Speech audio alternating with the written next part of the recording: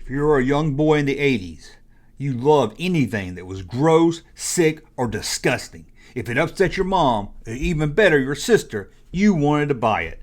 Let's take a look at Grossout sick toys. Ew, it's gross. Well, welcome back to the Junk Room, everybody. It's me, the Junkman, and guess who I'm coming back at? You guessed it, you right there on the second row. What are we going to talk about? Well, this is going to be a new series of videos I hope to do maybe once a month or maybe more. See if you guys like it. If you watch my 3 a.m. reaction videos, you see I reacted to some gross out toys they were talking about, and it got me thinking. Then I've been wanting to do videos about the gross out toys of the 80s. I mean, you had the Garbage Pail Kids, you had anything that came with slime like the Mad Scientist or the He-Man toys, Mad Balls. I've done a video on those. It was really big in the 80s to find something that either grossed you out or crude humor was another one. So I started looking into these, and there's so many of these I felt it wasn't right just to do one video and try to wasn't right to try to do one video and group them all in together.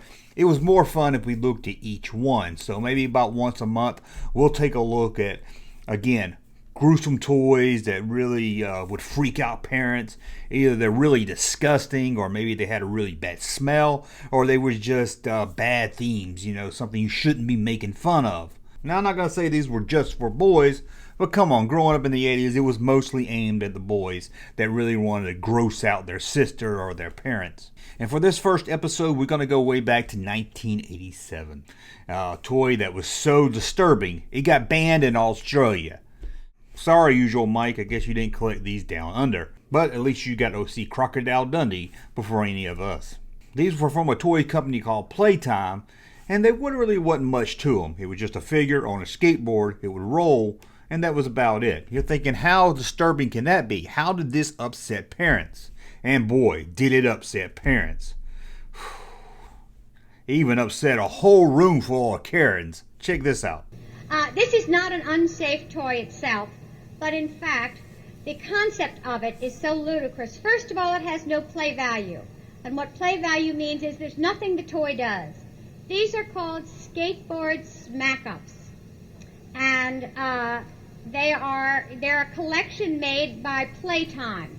And the idea is this makes fun of skateboard injuries. This is a walking sick joke. The idea is that you see different creatures, and you must collect them because you can't do anything else with them, that make fun of all the horrible injuries that take place with skateboards. This is Patty Plate Glass. She has a ghoulish cut in her head, blood cuts on her arm, and she has plate glass sticking out of her body. That's all she does, and that's all she is. Here's another one, Rich Stitched. And Rich is contorted and stitched and bandaged. I almost hate to show these in a hospital. There's a whole bunch of them. Ronnie Roadkill, Wally Wallbagger, who's up against the wall, Betty Bumpers, Carrie Car Door, who's hit the car door and is still there. These make fun of accidents. Well, as you can see there, these are molded figures on a skateboard that really made fun of injuries you could get while skateboarding. If you saw these in the store as a kid, you probably laughed. You might even collected some of them. Some of your friends would have laughed and shared them. But those uptight parents, and we mean the moms, right? Come on, we know what we mean, the moms. They would see it and, that's not funny. That could hurt somebody. How can you say running into a car door is funny?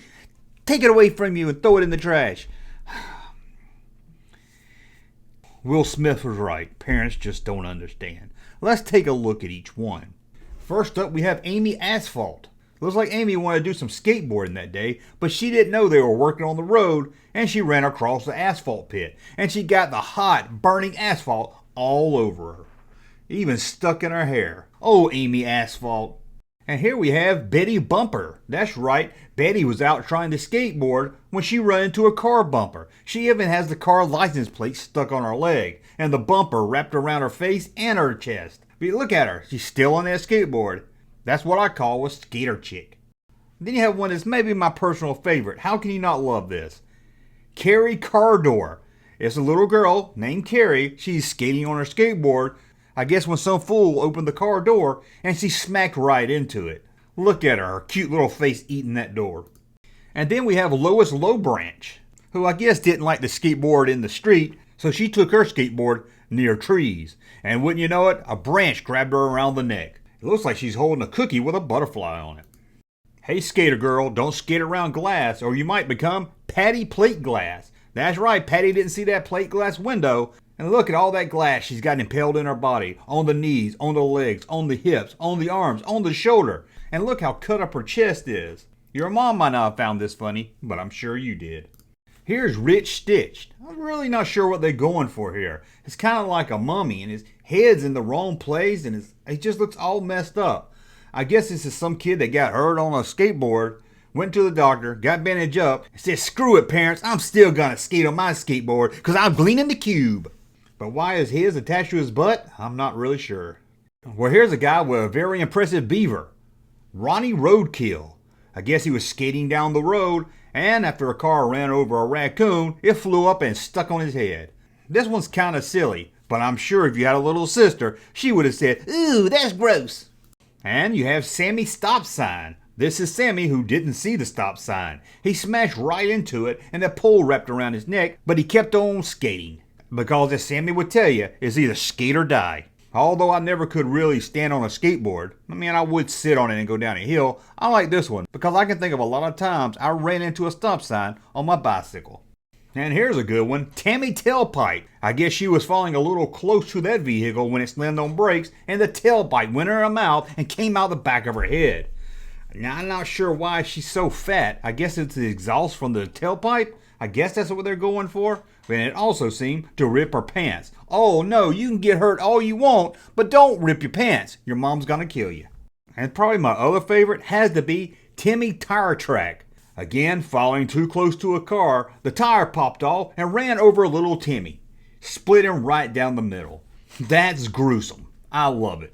And here's one that's kind of a little tame. Tony Traffic Cone. But I can relate to this guy because he's sitting on his skateboard like I used to do. And he looks like he ran into a couple of those cones that hit him right in the face and the crotch. And finally we have Willie Wallbanger. He didn't hit a car, he didn't hit a branch, he didn't eat a tailpipe, he ran into a wall. I'm not sure how he didn't see that one coming, but like the other kids, he stayed on his skateboard. If that's not a true skater, I don't know what is. And probably the hard to find of all of these is the motorized Skateboard Smack-Up of Manny Manhole. This guy loves to skateboard, but what else does he love besides skateboarding? He loves putting a manhole in his mouth. If he sees a manhole, he's going to take that manhole and put it in his mouth. Or maybe he just didn't see the manhole and rolled over it and it popped up in his mouth. I think we can all relate to having a manhole in your mouth. As you can see, these are kind of tame. I don't see how they upset parents, but you know how some parents are. They're skater haters.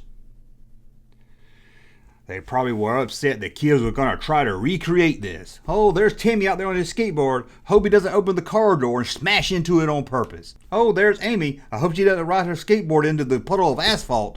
And there's our little neighbor Timmy Thompson on his skateboard. Hope he doesn't try to roll into a stop sign and get the pole wrapped around his neck. Hey, look over there. It's little Tony. He's awful close to that car. I hope he doesn't get the tailpipe shoved into his mouth and coming out of the back of his head. That wouldn't be good. Well, again, parents were upset by these. They got banned in Australia, but here they just kind of got bad press. Now, these things came out in 1987 and they was quickly gone and forgotten about.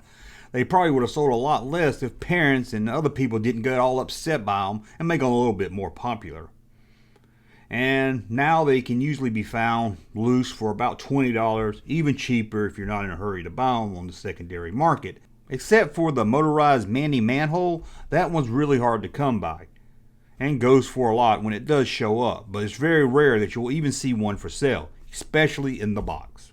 Well, that's episode 1 of our Grossout Freakout toys. Next month we'll take a look at another toy that was so gruesome and disturbing that it upset parents. Mothers. It upset mothers. Your dad didn't care. He probably laughed at it also. We got a lot of toys to go through, so I need you to share the video, thumb up, so we can get enough views to warrant a complete series of these Grossout Freakout toys.